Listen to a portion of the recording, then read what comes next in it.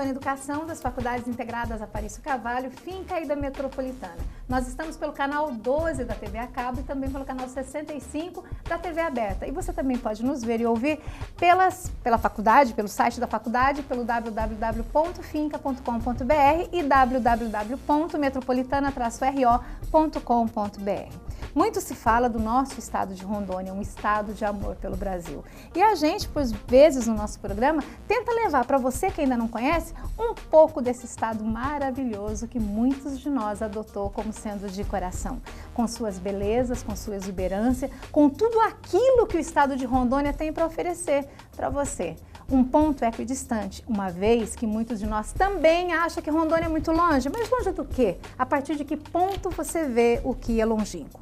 Hoje conosco é ele, Júlio Olivar Benedito, que nasceu no dia 14 de junho, na cidade de Poço Fundo, em Minas Gerais. É o 12º filho de Domingas e de Antônio. É morador de Rondônia desde 1998 e também oficialmente cidadão de Machado, Minas Gerais, e aqui da cidade de Porto Velho, que ele adotou como sendo a sua segunda cidade, o seu segundo estado e aquele que hoje ele cuida para mostrar para você que mora em qualquer lugar desse país e desse mundo o quanto é importante o nosso estado de Rondônia. Olivar, muito prazer em tê-lo aqui conosco, muito obrigada pela sua presença, sei que a sua agenda é complexa, mas muito obrigada por estar aqui conosco. Imagina, né? Rondônia para você, o que Rondônia é o meu estado, aí só fazendo uma retificação, não é o segundo, é o primeiro estado, tá aqui, ó, sempre presente e vivo no coração, na memória, onde quer que eu vá. Eu levo Rondônia comigo, com a obrigação, mas com a satisfação, sobretudo, assim, de difundir, de divulgar, enaltecer esse estado que é maravilhoso, que é a Canaã, a terra prometida, né, de tanta gente que aportou aqui, vindo de tantos lugares, e encontrou aqui a sua bonança, a sua possibilidade de prosperar em sua carreira e também de ter uma vida melhor, né? Então, Rondônia é um estado maravilhoso, é a nossa Canaã, a nossa terra prometida, um estado abençoado. Papel da Dona Domingas na sua vida? É essencial. Minha mãe era uma pessoa empreendedora dentro da humildade dela, uma pessoa com uma sensibilidade, adorava cultivar flores, adorava os animais, tinha um olhar poético para a vida. Então isso eu trago comigo, eu acho que isso é salutar. Em qualquer empreendimento, em qualquer ação, a gente precisa ver no próximo a extensão de nós mesmos e ver assim na natureza assim, o maior patrimônio que a gente possa ter, a possibilidade de ouvir os cânticos, de ouvir as coisas, de perceber as cores. Isso é dom de Deus. Eu trago aqui na minha veia essa coisa da minha mãe, da Dona Domingas, que gostava muito dessa coisa. Como locutor de rádio, você era de AM ou FM? Comecei numa AM, comecei aos 16 anos numa rádio AM, rádio difusora AM da cidade de Machado, sul de Minas Gerais, e depois passei por algumas FMs e só trabalhei numa AM, em várias FMs. Mas tem coisa mais gostosa do que trabalhar na AM, que a gente tem aqui contato direto com o povo mesmo aqui. Adorava. Ele te escuta, ele é amigo, ele é colega, ele te responde. Eu era no tempo do LP, era uma coisa deliciosa, você ali fazendo a seleção junto com o programador, né? E ali essa faixa 2, faixa 3, não sei o quê.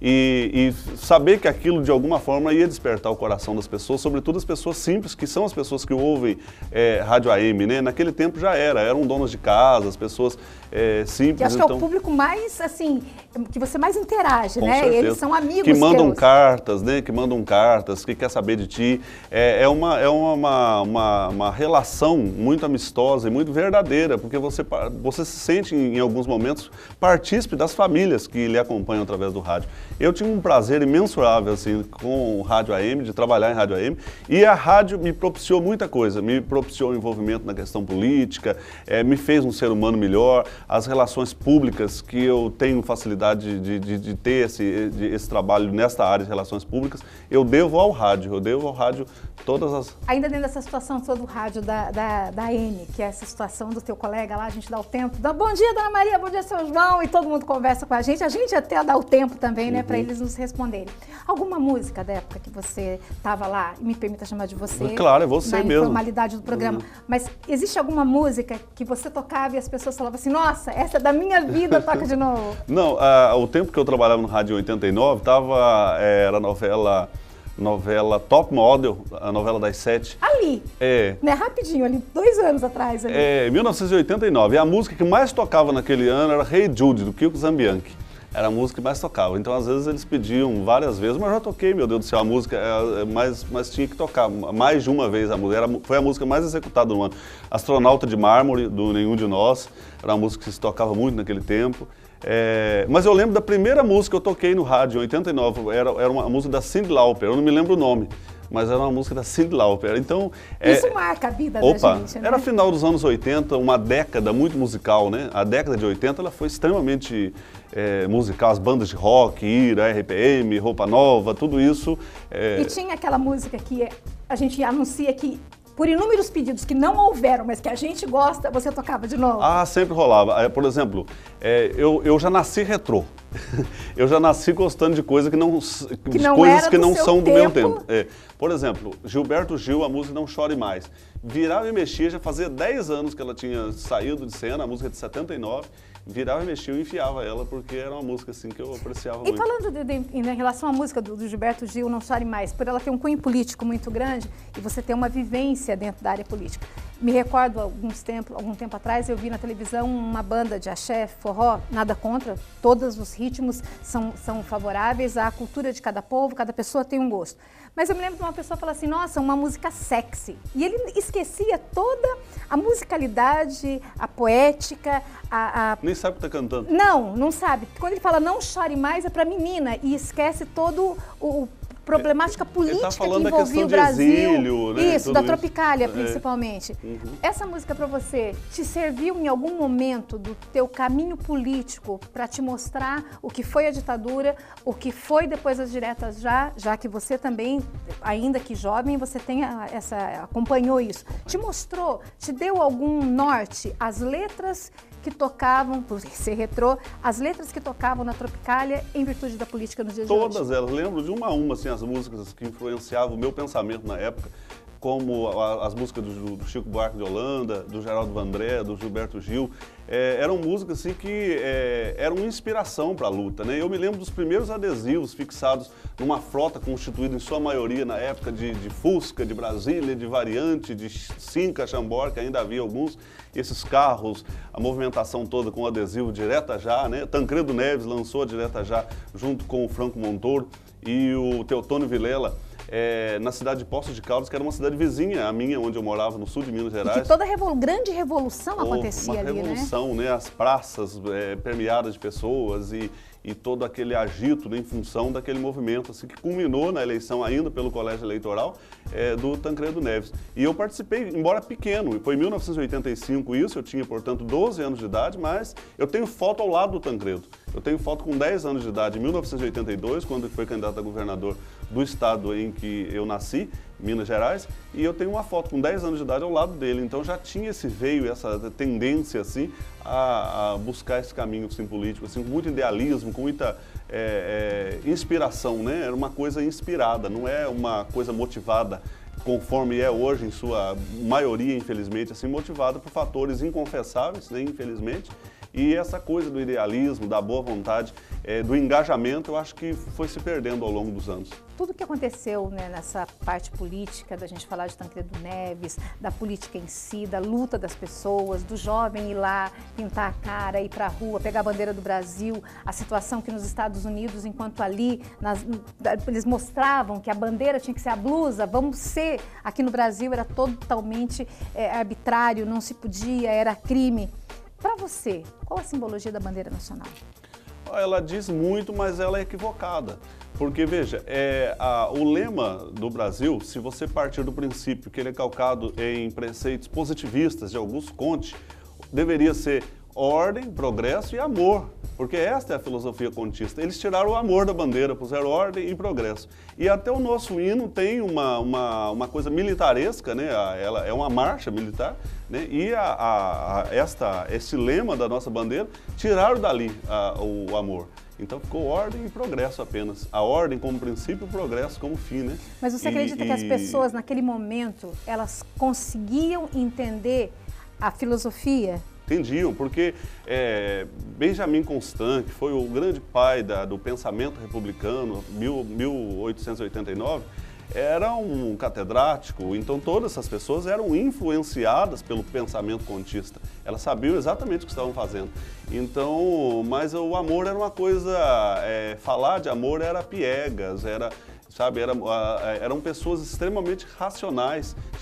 Tem aí, né, a igreja positivista, da qual inclusive o Marechal Rondon fazia parte, inclusive, ele que levou a mensagem, inclusive para a Marinha, comunicando oficialmente, já que todos sabiam, né, mas oficialmente ele comunicou, a mando do Benjamin Constant, que era o seu professor, que naquele momento em diante o Brasil passava a ser uma república. Então eram pessoas extremamente versadas em muitas línguas e história. Que entendiam a filosofia, mas infelizmente alguns dos políticos aqui não conseguiam interpretar aquilo que se falava. Mas ainda assim, a bandeira é maravilhosa, é a mais bonita do mundo, né? Eu acho que é a mais colorida, é a mais bonita, e o nosso hino é maravilhoso. Você sabe que no começo dos anos 70, se falou em mudar o hino brasileiro para algo mais popular, com uma música, inclusive, que era de uma dupla, tida como pelega do regime militar, que era o Dom e Ravel. Nossa! Aquela música, Eu Te Amo, Eu Brasil, Eu Te Amo. Eles queriam fazer um plebiscito, então chegaram a cogitar essa possibilidade para mudar o hino brasileiro. Né? Mas ele só ia ratificar o que era, porque ele fala, né, meu coração é verde, amarelo, azul e branco, e a gente vai. Bom, nós estamos hoje no programa Rondônia Educação, pela TV Porto Velho, pelo canal 12, pelo canal 12 para ver a cabo e também pelo 65 da TV aberta. Você também pode nos assistir e nos ver também pela internet. O nosso convidado de hoje é Júlio Olivar, ele que é superintendente de turismo aqui no nosso estado de amor pelo Brasil, que é Rondônia. A gente volta já.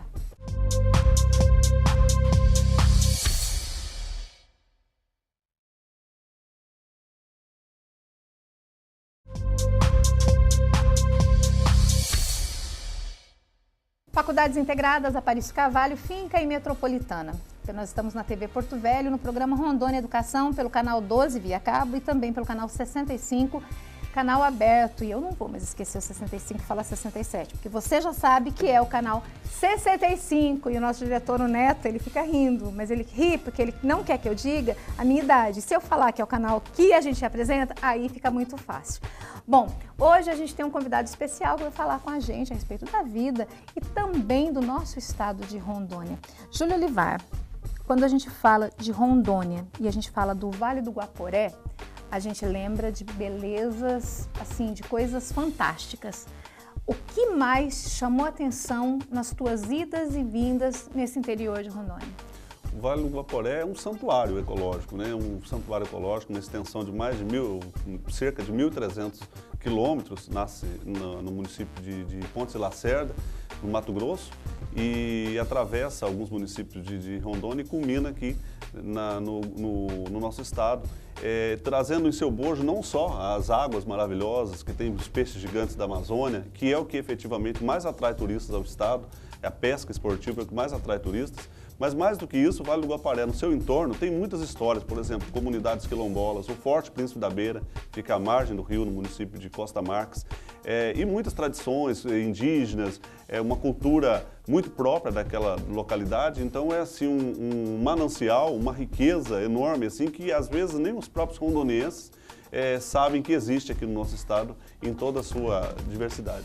Quando a gente fala de Costa Marques, para mim, um dos lugares mais lindos de Rondônia, na sua diversidade cultural, na sua diversidade mesmo dentro da biologia. A gente tem o forte hoje, que ele é mantido ainda, né, pelos portugueses, e a gente lá também tem, não sei se ainda tem esse ano, mas tinha um berçário de quelônios, que era mantido pelos franceses com um tipo de convênio com o Brasil. As pessoas ainda, quando você viaja para fora daqui, eles perguntam se a gente tem onça no meio da rua? Pois é, perguntam, né? Às vezes a gente tem uma estimação, né? Fica na porta. Às vezes de brincadeira, às vezes por ignorância, e às vezes por realmente não entender o Brasil em toda a sua dimensão. Há muita gente que vive no sudeste do Brasil e acha que fazer uma viagem é pegar a estrada e percorrer 300 quilômetros. Até a nossa relação com a distância aqui no norte é diferente. Por exemplo, eu moro a 700 quilômetros do local onde eu trabalho. Eu moro em Vilhena, cidade de Vilhena, ao sul do estado, e sou radicado por força do trabalho aqui no município de Porto Velho. Eu vou para o Vilhena no final de semana, retorno. Mas pra gente é tudo muito rápido, né? Porque eu vou fazer audiência em Paraná, a pessoa fala, eu falo, não, mas eu vou e volto no mesmo dia. E as pessoas vão falar, nossa. Não, o pessoal vai sair de São Paulo para o Rio de Janeiro, ou vai de ponte aérea, ou se prepara 15 dias, faz a mala, deixa a mala pronta uma semana antes, acho que isso é uma viagem. E a gente aqui já fala, tô indo, cheguei. Cheguei. Então o povo que veio a Porto e Rondônia é um povo mais empreendedor, mais corajoso, tanto que é cheio de gaúcho aqui. E o povo gaúcho, sobretudo radicado no sul do estado de Rondônia, é um povo demasiadamente empreendedor. Não há um estado brasileiro que não haja centro de tradições gaúchas, o que denota que eles valorizam muito a sua cultura, a sua religiosidade, tudo isso. E eles vão aonde eles podem progredir, aonde né? eles podem progredir.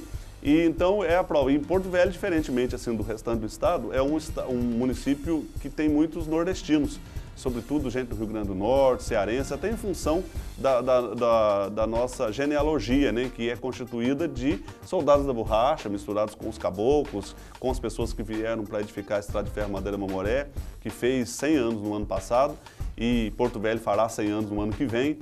Então nós estamos no meio assim, de 2 centenários da Estrada de Ferro e da cidade de Porto Velho. E a Porto Velho já nasceu sendo cosmopolita, nasceu com a mão de obra de 20 mil trabalhadores, vindos de mais de 50 pátrias para fazer essa estrada, além de que vieram para cá os soldados da borracha. E aqui... A herança de Tabajara, né, que é um distrito, mas genuinamente inglês, né? Sim, todo mundo aqui ali. Ao lado da cidade de Porto Velho havia uma outra cidade que foi extinta em 1945, que era a cidade de Santo Antônio, Santo Antônio do Rio Madeira, e essa cidade que existiu efetivamente, se não me falha a memória, de 1912 a 1945, era uma cidade que teve 10 prefeitos, que tinha Câmara de... Era uma cidade, efetivamente, que tinha jornal, que tinha tudo, era uma cidade consolidada. E essa cidade, a sua grande maioria de moradores era de portugueses que vinham sobretudo dos municípios de Belém do Pará e de Manaus. E eram pessoas letradas, pessoas que vieram para cá implantar os seringais. Os trabalhadores, de uma forma geral, eram geralmente bolivianos, mas quem mandava, o prefeito, o pároco, todo esse pessoal era, em sua maioria, descendentes de portugueses. Então, aqui nasceu uma misturada danada, né?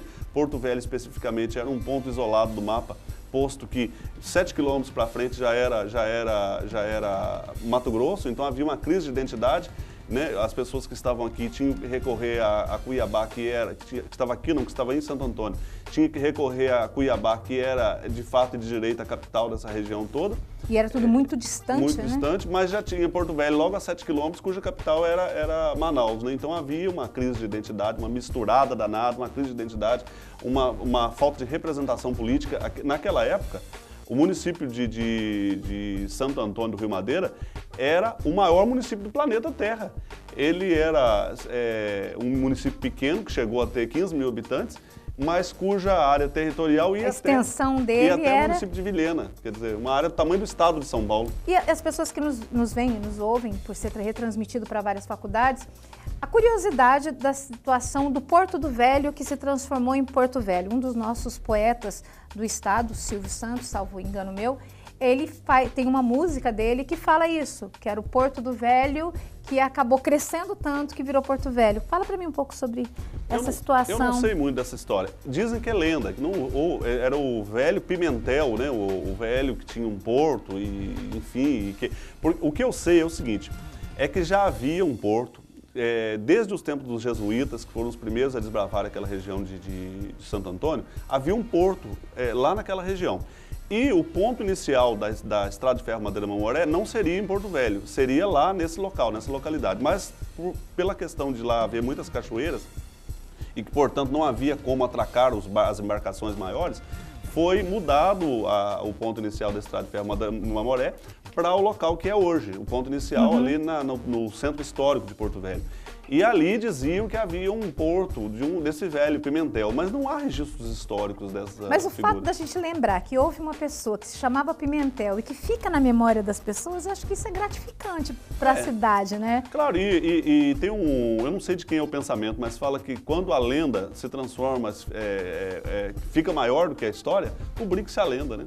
E a lenda é que faz parte da nossa vida, né? Publica-se a lenda. Quando você chegou aqui no estado, você já tinha um pensamento e você trabalhou em várias áreas, não só aqui do governo, mas também dentro do estado.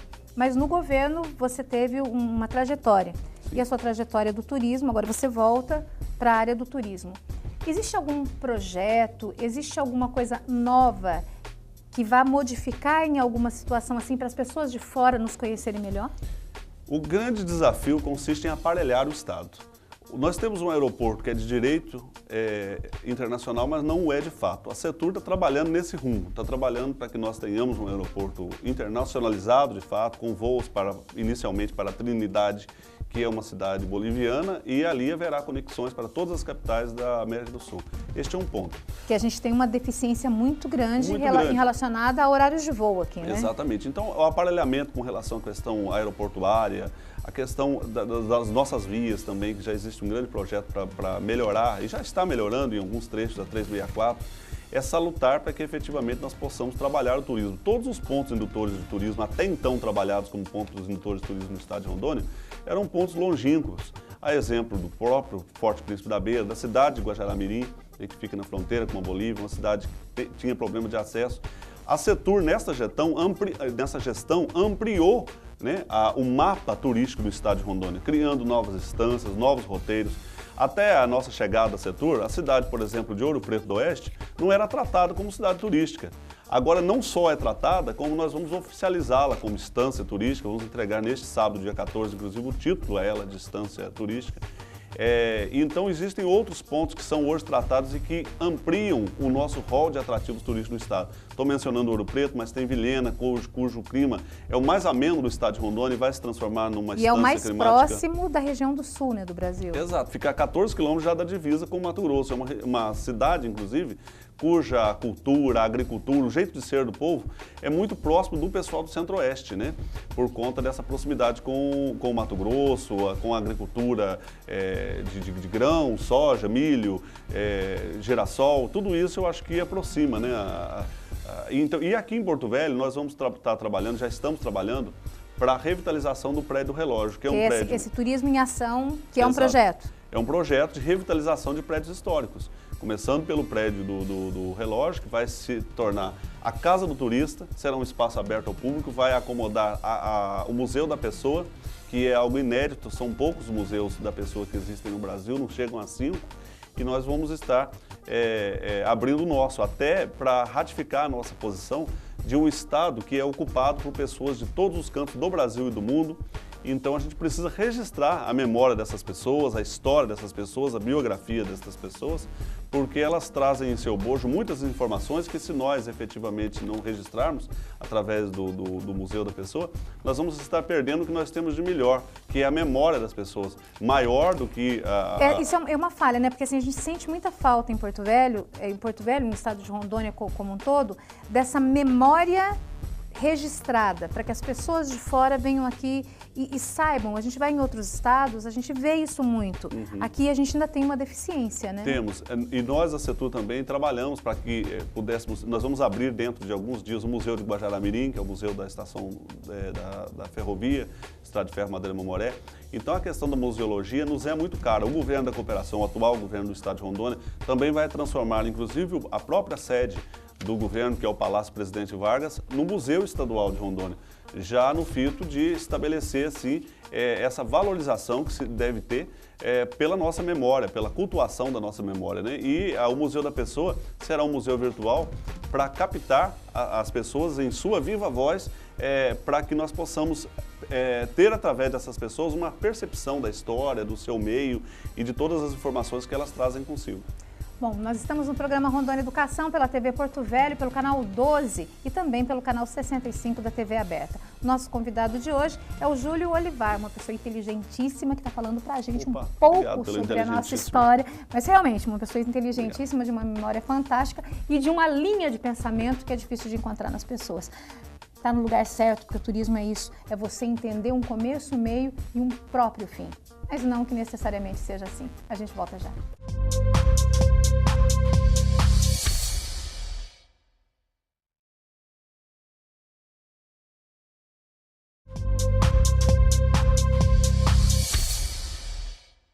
Faculdades Integradas Aparício Carvalho, Finque Metropolitana, TV Porto Velho, pelo canal 12 na Via Cabo e 65 na TV Aberta. Os povos da Amazônia. Quem são os povos da Amazônia? Fala-se muito dos índios, dos ribeirinhos, fala-se também das pessoas que estão aqui. Falam de todos e de todas as pessoas. Mas quem são? Quais são essas pessoas? Ao meu ver, os povos da Amazônia sou eu, é você, é todo aquele que veio para cá para poder fazer a vida e tirar o seu sustento do lugar onde ainda tinha a possibilidade. Enquanto em vários outros lugares do Brasil a gente é mais um, aqui, se a gente quiser efetivamente, nós somos um. Sinais de Fumaça, fala para mim. Sinais de Fumaça. Sinais de Fumaça é um livro do Monte Hill, que era um correspondente do The Washington Post, né? Você ganhou inclusive prêmio por poder dar informações a respeito do livro. Era um jornalista que escreveu esse livro. Desculpe, eu me confundi. Era o último da tribo, que era um livro do Monte Hill, desse correspondente, mas é porque o tema é similar. É congênere. Esse último da tribo, esse Sinais de Fumaça é da jornalista Inick. Ela fez o livro e você prestou auxílio em relação... Esse livro não tem, inclusive, ele em língua portuguesa. Não, ele não tem, não é feita a tradução. É um livro maravilhoso, um livro de 500 e tantas páginas que documenta a trajetória, sobretudo, dos Nambiquara. Aliás, os índios Nambiquara foram os mais documentados por sociólogos, antropólogos do mundo inteiro, como Levi Strauss, por exemplo, com o seu... Tristes Trópicos, que é uma verdadeira bíblia do mundo da sociologia, e ele escreveu esse livro em 1938 através de uma pesquisa de campo que ele fez junto aos povos nambiquaras na região do Cone Sul, né? Hoje a região do Cone Sul do estado de Rondônia, então região pertencente ao Mato Grosso. E tantos pesquisadores, né, andaram por aqui em busca de informações sobre os povos indígenas. Hoje em dia, aqui em Rondônia, a língua nambiquara é falada apenas por 15 falantes, só tem 15 falantes, e nós somos muito precários. E existe um registro? Existe um registro delas? Existe, mas na França. De um doutor em linguística, cujo nome é Henry alguma coisa, eu não me lembro o nome. Mas existe o registro da língua? Existe. Ele fez um vocábulo publicado na França. Ele conviveu com os Nambiquara por um período grande, de 8 anos, uma coisa assim, 6, 8 anos. Fui pego de surpresa com a indagação, assim, não pesquisei, mas eu sei assim que existem registros, mas não no Brasil. Eu acho que o universo acadêmico nosso ainda ele é precário nessa questão dos estudos relacionados à linguística e tudo mais atinente aos povos indígenas da Amazônia e de Rondônia em específico. As nossas tribos hoje aqui, elas têm esse registro histórico delas, o Uauau e outras tantas que nós temos aqui, elas expõem isso, elas têm um meio de comunicação? Passa de geração a geração, mas ainda há uma deficiência documental. A tribo mais avançada nesse aspecto é a tribo dos índios Suruí, no município de Cacoal, na terra indígena 7 de setembro. Nesta terra indígena, aliás, mora o cacique. Ele não gosta desse título, ele diz que é coisa americana, esse negócio de cacique, mas ele é o líder maior lá, só para as pessoas entenderem, seria o cacique dos Suruís, que é o indígena Almir Suruí, altamente reverenciado mundo afora, já foi... recebeu encomenda da rainha da Inglaterra, já apareceu em capas de revista de circulação nacional, já foi tido como um dos 100 personagens mais influentes do Brasil e é um rondoniense que hoje vende carbono para uma indústria, uma perfumaria nacional muito importante, é uma figura que cultiva café em sua tribo, é bastante empreendedor, café orgânico, sempre zelando para a questão ambiental e que tem também foco na questão do ecoturismo, né? Que faz da sua tribo também um aporte de recepção ao turista. E, aliás, a maioria dos turistas que vêm para Rondônia, a maioria, sobretudo dos turistas estrangeiros que vêm para Rondônia, dos turistas nacionais, o que eles mais gostam é a pesca esportiva. Agora, os turistas estrangeiros vêm a Rondônia, sobretudo, em busca de informações antropológicas, arqueológicas e indígenas, né, que acabam se fundindo e confundindo com a questão antropológica, arqueológica. Dentro da antropologia e principalmente dentro da arqueologia, nós temos aqui sinais dos Incas, muito forte, principalmente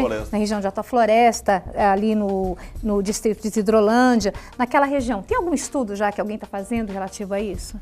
Hoje eu estou ruim de memória, mas o professor Joaquim é um... Eu queria metade da sua memória ruim.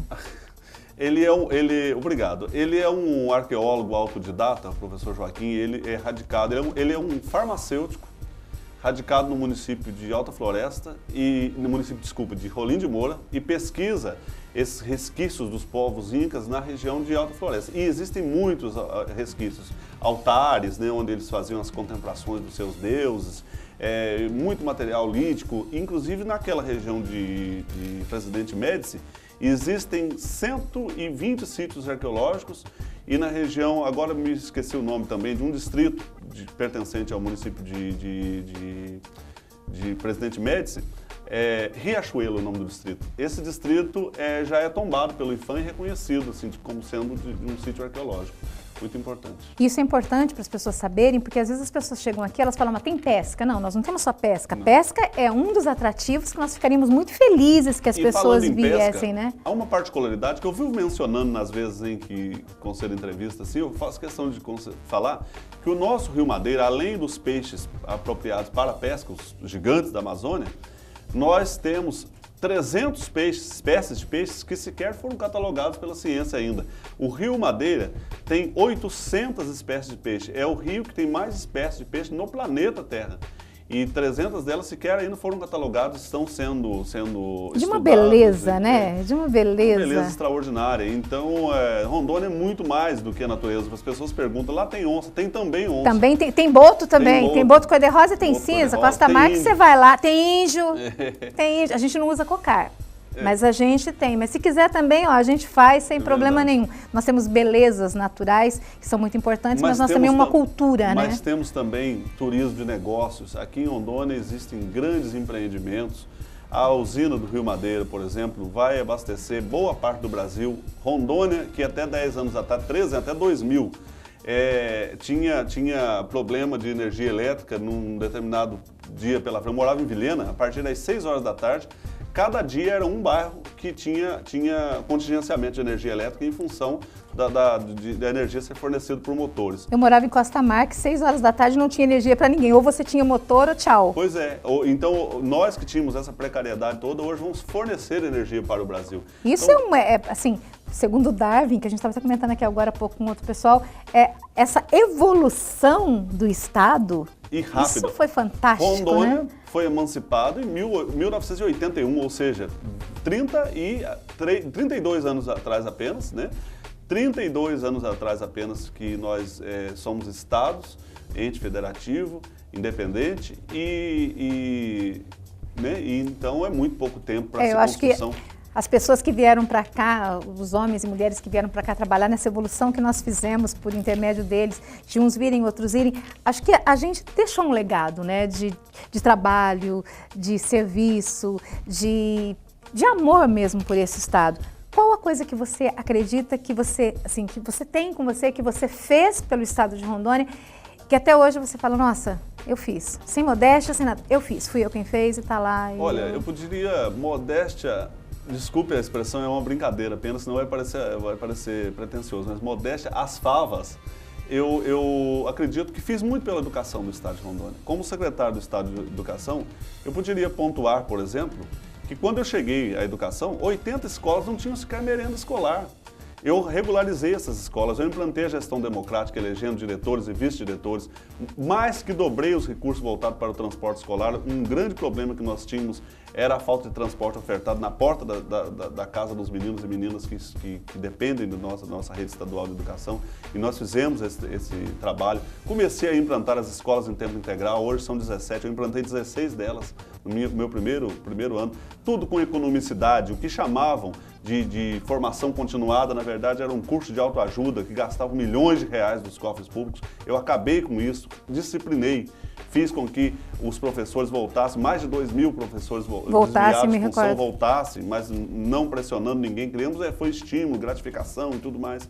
Eu fiz muito pela educação. No período em que fiquei lá, foram apenas 13 meses, mas eu posso dizer o seguinte, que foi um período revolucionário, com economia e com eficiência.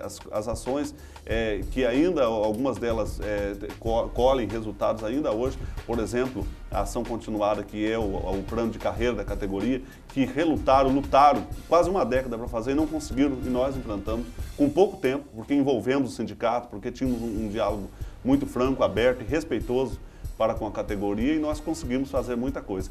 Coisas que antes de mim faziam custando 11 milhões de reais, como os jogos escolares, eu fiz gastando 5 milhões, porque não aditivava recursos para a mídia para fazer propaganda da atuação do secretário. Até por conta disso, muitas vezes apanhei de alguns veículos de comunicação, de algumas pessoas assim mercenárias, né, que esperavam mais de mim no que tange a questão de financiar alguma coisa que não vale a pena a gente minuciar aqui. Mas o fato é que fiz e faria tudo de novo. Contratamos mais de 1.500 professores naquele curto período para que não faltassem professores em disciplinas tão precárias como química, física, línguas.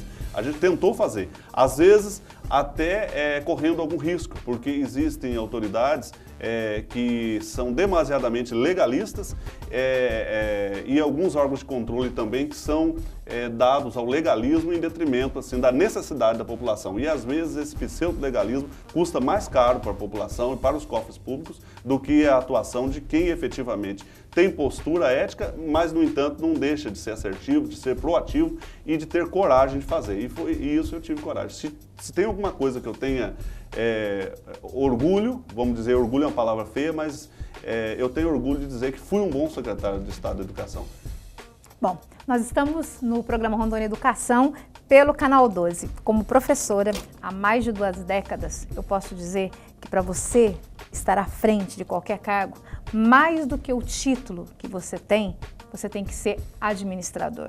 Se fosse assim, muitos dos estados, muitos dos municípios estariam muito melhor administrados. No caso específico do nosso convidado de hoje, ele pode não ser um professor de cátedra, mas com certeza, nos 2 blocos do programa, ele foi capaz de colocar o nosso estado a limpo e mostrar que a administração, às vezes, é muito mais importante do que o título. A gente volta já.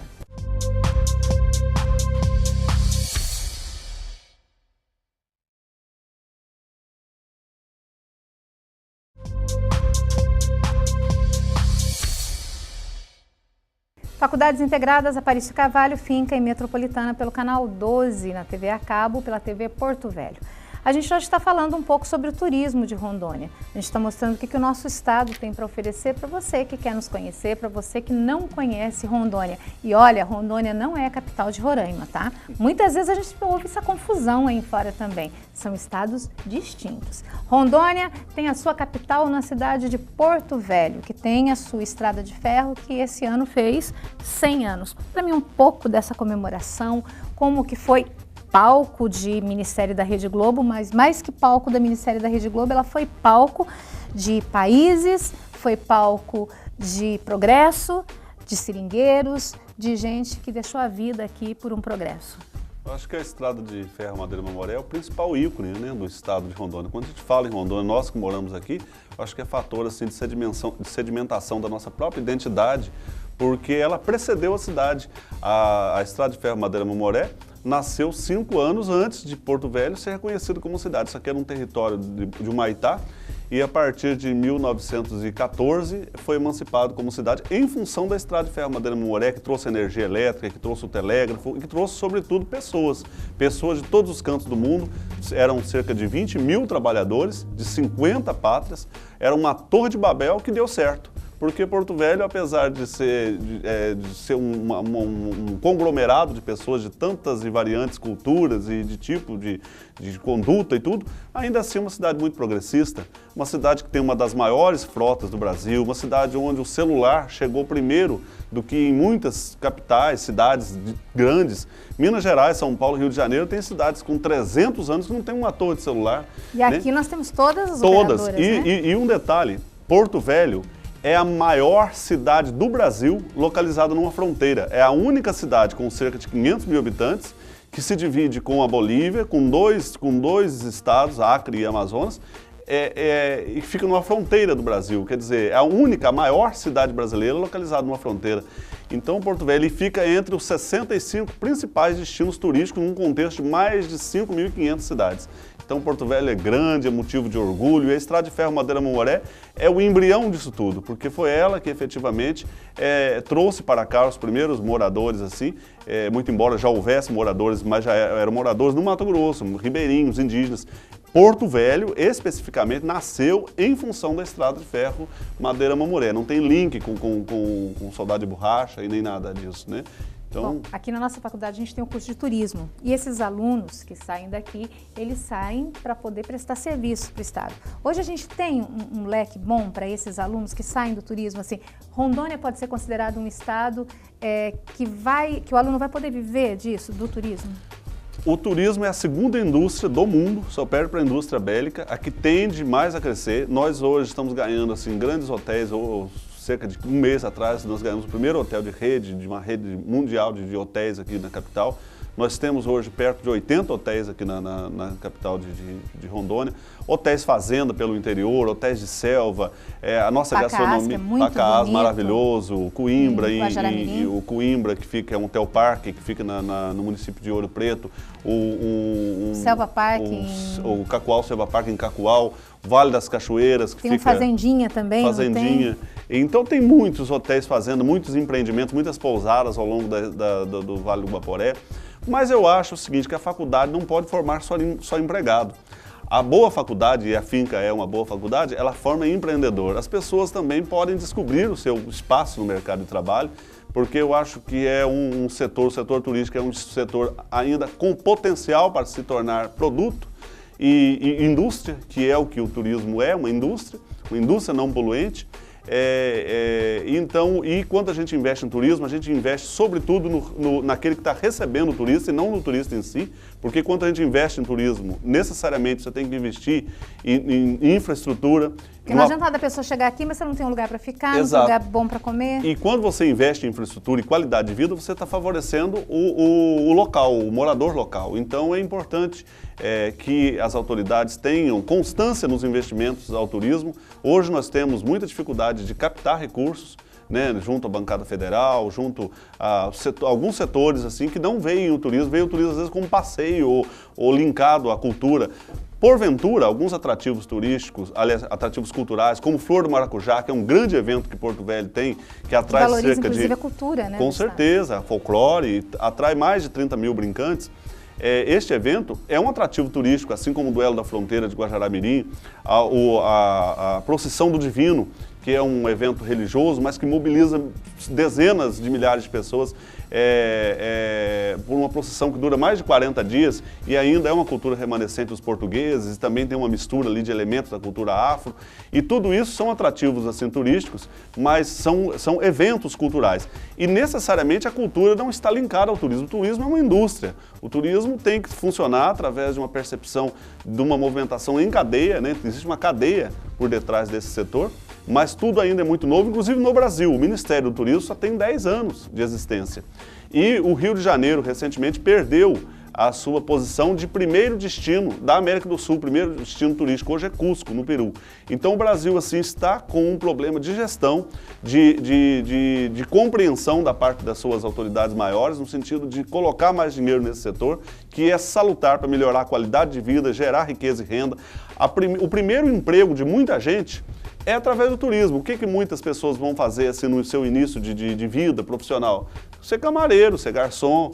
E Rondônia tem trabalhado através do SENAC, através dos parceiros, através da própria setor que tem trabalhado a questão da mobilização, para qualificar a mão de obra de camareiros, de atendentes, de taxistas. Agora nós estamos fazendo uma parceria com 50 taxistas aqui na capital, através da empresa nativa, a Eco, para que esses taxistas sejam qualificados, aprendam línguas. De qualidade, né? Porque Porto Velho, Rondônia, no estado geral, ainda eu acho que nós pecamos muito no atendimento. Com certeza. Nós temos uma deficiência de mão de obra no atendimento. Segurança. Temos bons restaurantes, nós temos bons, no entanto, as pessoas não sabem ainda atender de uma forma... Alguns sabem. A exemplo do que ficou fantástico, o restaurante que foi reinaugurado agora do... Não estou fazendo propaganda de ninguém, mas lugar bom a gente tem que dizer, até para que as pessoas possam ter onde ir. Do Cláudio. Do Genaro, San Genaro, ficou fantástico. O proprietário Cláudio, ele é o presidente, inclusive, da Abrazel, que é a Associação Brasileira de Bares e Restaurantes. No shopping, sabe, a expansão do shopping, o Caravelas mesmo, que é antigo, mas é um lugar agradável. Os bares da Calçada da Fama, que se come muito bem. Isso, e toda Pinheiro Machado, que a pessoa, do adolescente todo mundo vai lá e todo mundo tem sua praia, tem sua tribo. E o turismo acontece. E o legal, assim, o mercado cultural, que agrega assim, uma gama significativa de atores desse universo cultural, tem muitos cantores, bons compositores. O povo de Porto Velho tem uma vocação natural para a cultura e a arte. Nós temos em Porto Velho, por exemplo, o segundo maior bloco carnavalesco do Brasil, que é o bloco da banda do Vai Quem Quer, que tem mais ou menos 50 mil brincantes. É o segundo maior bloco carnavalesco, o que denota que as pessoas daqui são muito alegres, muito inventivas, muito dadas à boa recepção das pessoas, e todo mundo se sente em casa nesse caldeirão cultural que é Porto Velho. Então, nós temos o melhor que é o nosso povo, então nós vamos nos tornar, de verdade, assim, um dos principais pontos indutores de turismo no país, na medida em que nós tivermos mais investimentos. Investimentos em infraestrutura, no embelezamento das nossas praças e avenidas, nos espaços públicos, limpeza, segurança. Tudo isso demora. No governo Confúcio Moura já houve muitos avanços significativos, o centro histórico está sendo revitalizado, a própria sede do governo do estado vai se transformar no Museu do Estado, a sede da Setur vai se transformar num espaço aberto à visitação pública e vai ser a Casa do Turista com um café regional e o Museu da Pessoa, tudo isso funcionando no mesmo espaço. Mas ainda é preciso mais. Mas nós estamos apenas começando, somos um estado com apenas 32 anos e tenho certeza de que aqueles alunos que hoje estão cursando turismo aqui na finca vão encontrar um mercado muito mais alentador daqui a uns anos, daqui a uns tempos, e vão poder se inserir nesse mercado, também sendo mais inventivos, propiciando e criando novos espaços, novos produtos para que nós possamos incrementar cada dia esse setor que é vital, assim, que é o turismo. A gente podia conversar aqui outros blocos, até falar dos teus livros e tantas outras coisas que tem dentro da sua vida. Mas, infelizmente, a gente tem 4 blocos e eu faço até o convite para que você venha outras vezes aqui conosco. Mas qual o papel do seu Antônio na tua vida, para você fechar? Meu pai. Meu pai era muito Meu pai é engraçado, ele era um paradoxo de mim, porque ele era muito silencioso, era um homem silencioso, religioso, isso eu herdo dele, porque eu sou muito temente a Deus, e ele abria mão de qualquer obrigação, mas tinha naquele horário assim, da missa dele, da reza dele, ele não abria mão disso. E ele educava os filhos com muito poucas palavras, né? Era uma pessoa que representava muito para nós pelo seu próprio exemplo, de um homem simples, trabalhador, do campo, mas foi um papel assim, de alguém também, assim como a minha mãe, de respeitar o próximo, independentemente de quem seja, né? E de conceder o perdão. E eu tenho, modéstia à parte, assim, essa facilidade de entrar no ouvido e sair no outro. A gente, às vezes, como gestor público, apanha e imprensa essa confusão toda, às vezes injustamente, e eu não sou de revidar, e nem de ir atrás, e nem de me justificar.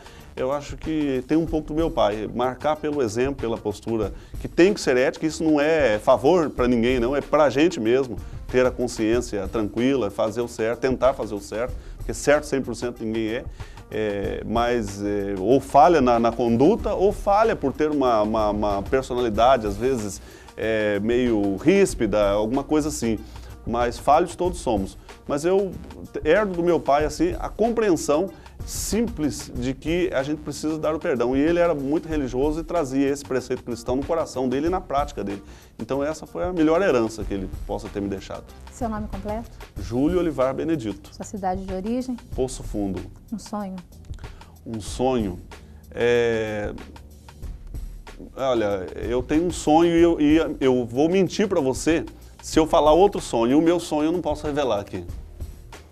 Um lugar que você quer conhecer? Eu quero conhecer a terra que foi dos meus ancestrais portugueses, Gouveia. Uma frustração? Uma frustração. Não ter ficado mais tempo na Secretaria de Estado da Educação para que as coisas tivessem princípio, meio e fim. Você por você. Júlio é um jogador e um sonhador que é meio... uma metamorfose dessas duas coisas, né? Eu jogo, como todo ser humano tem que jogar, mas sonho muito. Eu acho que o sonho é o meu combustível e o jogo a minha necessidade de sobrevivência. Bom, muitíssimo obrigado por você ter vindo. Obrigada pelo tempo que você dispôs aqui junto com a gente. Espero, em nome de toda a TV Porto Velho e da faculdade, que você tenha muito sucesso, que os seus sonhos inconfessáveis sejam sonhos que, se forem bons para você e que se forem te fazer feliz, eles efetivamente aconteçam. E a gente espera que no ano de 2014 você consiga levar muito mais do nosso estado de amor pelo Brasil, Rondônia, para tantas outras pessoas que não conhecem. Muito obrigada mesmo. Obrigado a você, Irina. Obrigado à sua equipe maravilhosa, a TV muito bem instalada aqui na finca, né? O doutor Aparício é um empreendedor, uma pessoa ousada e admirável, então eu deixo um abraço também a ele, ao doutor Aparício, e familiares e coordenadores e todo mundo envolvido nesse grande empreendimento que é a finca, que também dignifica muito Porto Velho, que é uma cidade universitária, né? Uma capital que tem tantos cursos e tudo isso, e tão pouco tempo isso era impensável, né? Então é admirável o doutor Aparício, que foi vice-governador do estado de Rondônia, uma pessoa íntegra, e eu deixo um abraço afetuoso e na oportunidade assim desejar um Feliz Natal, Feliz Ano Novo também, e que em 2014 todos os nossos sonhos possam ser realizados, inclusive os inconfessáveis, desde que seja para o nosso bem e para o bem de todos os que tenham esses sonhos inconfessáveis ou confessáveis. Que Deus abençoe a todos e que Jesus seja o nosso guia, a nossa inspiração sempre. Muito obrigado. Obrigada. Bom, Anda, quero te dizer nenhum segredo. Eu falo desse chão da nossa casa e sei que está na hora de arrumar. Quero viver mais 200 anos e quero não ferir meu semelhante, mas nem por isso eu quero me ferir. O sal da terra, o chão, a terra. O nosso estado de Rondônia é um dos estados mais lindos do planeta e a gente não vai deixar que ninguém macule essa imagem. Por isso, o nosso programa leva a cada semana um pouco mais daquilo que nós somos. O povo da Amazônia. O povo que sou eu, é você. É o povo que vai do sul ao norte, do nordeste, do centro-oeste. Nós somos brasileiros, acima de tudo. E sim, nós também somos índios. A gente volta no próximo programa.